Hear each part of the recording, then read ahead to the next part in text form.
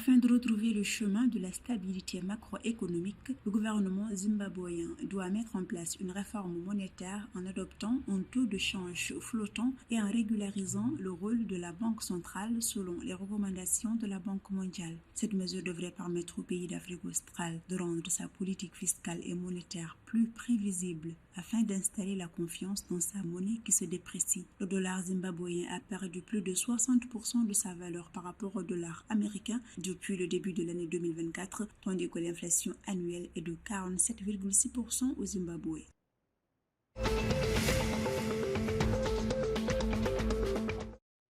En Zambie, le gouvernement envisage de mécaniser 500 000 hectares de terres de petits exploitants agricoles d'ici 2027. Il s'agit d'une nouvelle campagne globale intitulée 360 Ulimiti Okwana. L'objectif principal est d'améliorer la sécurité alimentaire et nutritionnelle à travers le pays. Dans une démarche globale de renforcement de la productivité agricole en Zambie, l'exécutif ambitionne également de créer jusqu'à 6 centres d'excellence régionaux en mécanisation en collaboration avec le secteur privé et les partenaires coopérants. La construction d'un premier centre est prévue cette année et 3 autres d'ici 2025.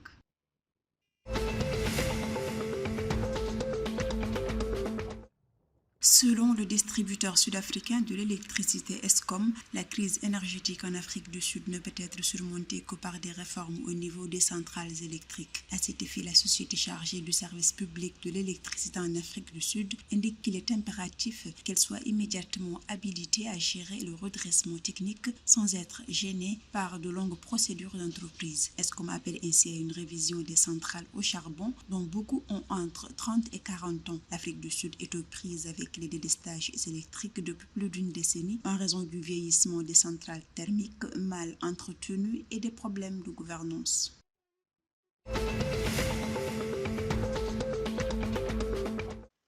Dans le cadre de la coopération bilatérale entre l'Angola et le Japon, le pays d'Afrique australe a obtenu un accord de financement de 2 millions de dollars pour l'électrification dans le sud. Selon le président angolais João Lourenço, l'accord de formalisation du financement pourrait être paraphé prochainement. Par ailleurs, l'Angola et le Japon sont en train d'explorer les opportunités de coopération dans les domaines de l'éducation et de la santé.